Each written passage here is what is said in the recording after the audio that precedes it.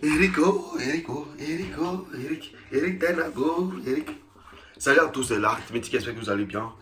Je vais parler de ce mec-là, Eric Ten Hag, qui nous fait vivre la misère. Franchement, Cristiano Ronaldo souffre actuellement après une année difficile, après le décès de son fils et de ses jumeaux. Franchement, perdre un enfant, c'est déjà très compliqué. Et en plus, quand c'était jumeaux, franchement, c'est encore plus dur à avaler. Déjà, sa mère qui est gravement malade, qui a eu une crise. Il est allé se rendre en début de saison auprès du chevet de sa mère pour passer le temps. Les gens ont dit non, il boycottait Manchester. Ronaldo voulait partir. Alors, la Juventus voulait partir. Mais ça ne va pas empêcher de s'entraîner, d'être professionnel. Donc, il est parti rester au chevet de sa mère. Ten Hag a trouvé l'ultime justification que Ronaldo n'a pas fait la pré-saison. Ronaldo n'a pas fait ceci, Ronaldo n'a pas fait cela. Comme si avant la pré-saison, on ne jouait pas au football. Bon, bref, donc, Ten Hag trouve toujours les voies et moyens pour toujours contrecarrer Ronaldo, toujours le rabaisser, toujours le mettre dans des situations conflictuelles. En fait, il le pousse à réagir. Lorsque vous connaissez l'ego de Ronaldo, hein, vous savez comment se comporter avec Ronaldo. Ronaldo n'a pas besoin comment on appelle ça, d'être voilé. Non, Ronaldo, tout le monde le sait, il aime jouer au foot. Si tu sais que tu vas pas faire jouer Ronaldo, tu le fais partir. Tu ne peux pas mettre Ronaldo sur le banc et puis tu vas lui sourire, tu vas penser qu'il serait heureux avec toi. Jamais. Ronaldo, il veut jouer au foot. Voilà, il aime jouer au foot, il veut jouer au foot. Quand tu sais que tu comptes pas sur lui, tu dis, ah mec, il compte pas sur toi, cherche-toi un autre club. Et Ronaldo se cherche. Plein racontent et c'est Gozi que Ronaldo n'a pas eu d'offre, Ronaldo n'a pas eu de proposition, Ronaldo n'a pas eu de ceci, Ronaldo n'a pas eu de cela.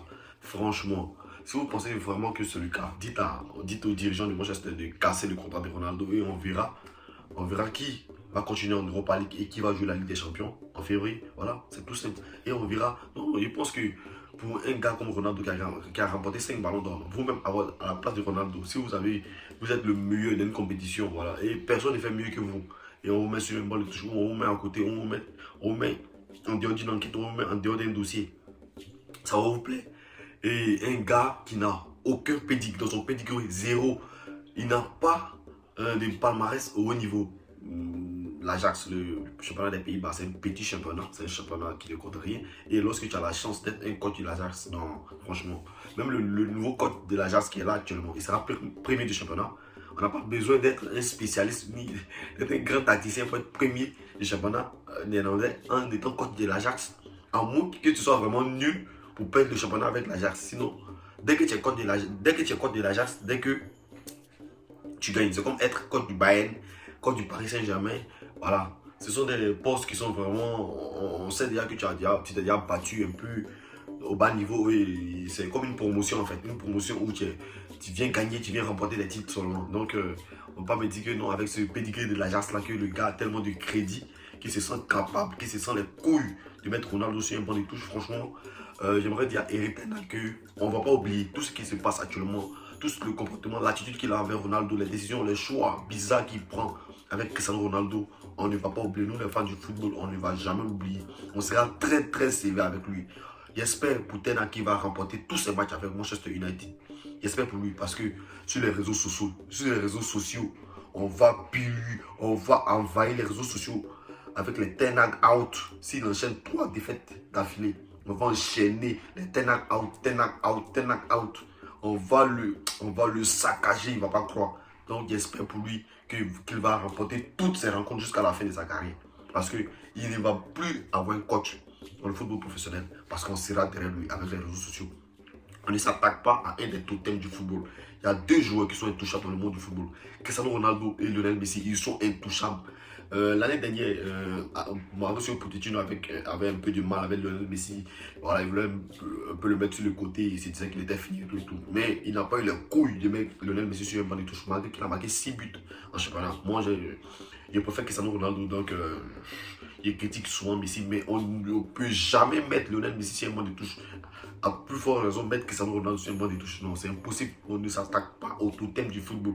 Mais lorsqu'il voit les dirigeants de Manchester United qui sont là, qui ne réagissent pas, non, on va faire une sanction de 2 semaines. Et ils ont eu le courage de sanctionner Ronaldo et le faire s'entraîner avec les U18 ou U19. Franchement, je pense que cet affront-là, Manchester United va le payer très très cher. Franchement, ce club-là, je me désengage de tout. Je ne le supporte plus jamais de ma vie. Franchement, je suis maintenant un supporter de City à fond la caisse. Que Manchester se prenne des sacs à tout moment. Déjà même le week-end qui vient, là, Chelsea, là, je supporte Chelsea. J'espère que Chelsea va taper Eric Ten Hag 3-0, 4-0. Et on passe à autre chose. À moins que les dirigeants changent, on vit Ten Hag. Sinon, Manchester, je suis un ennemi. Je suis un ennemi, un nouvel ennemi de Manchester United. Parce qu'on ne peut pas traiter Cristiano Ronaldo de la sorte. Un totem du football, vous allez le banaliser, le ridiculiser. À cause de quoi? Prenons les faits. Prenons les faits. Cristiano Ronaldo, l'année passée, il marque 18 buts en championnat. 18 buts en championnat.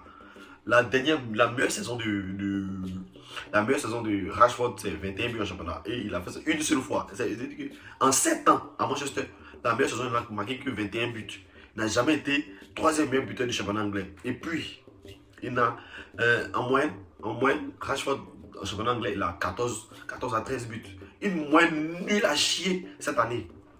Lui, pour qui on met Ronaldo sur un banc de touche Rashford, il a environ 4 à 5 buts. Sancho a 3 à 2 buts.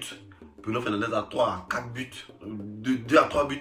Voilà, au fait, ils sont là, ils se partagent les statistiques. Aucun ne sort du lot. C'est ces mecs-là que vous prônez, que vous mettez en avant. Bruno Fernandes qui est censé être l'égal de Kevin De Bruyne, lui n'arrive pas à la cheville pour dire aux orteils. Il est nul à chier. C'est un joueur inconstant.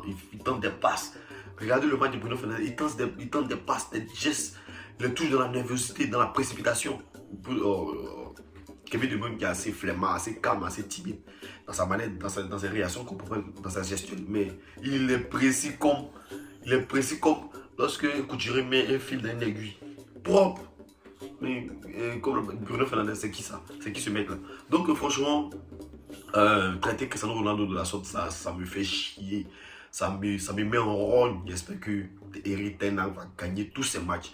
Je dis à toutes les personnes qui aiment Ronaldo comme moi, suivons les matchs d'Eric Ten Hag. S'il ne gagne pas les matchs, je vous dis à tout le moyen, on va mettre les Ten Hag out qui vont inonder les réseaux sociaux pour qu'on le vit, pour qu'on vit les dirigeants. Et il y aura une excuse du club de Manchester avec Cristiano Ronaldo parce que c'est une foutaise totale.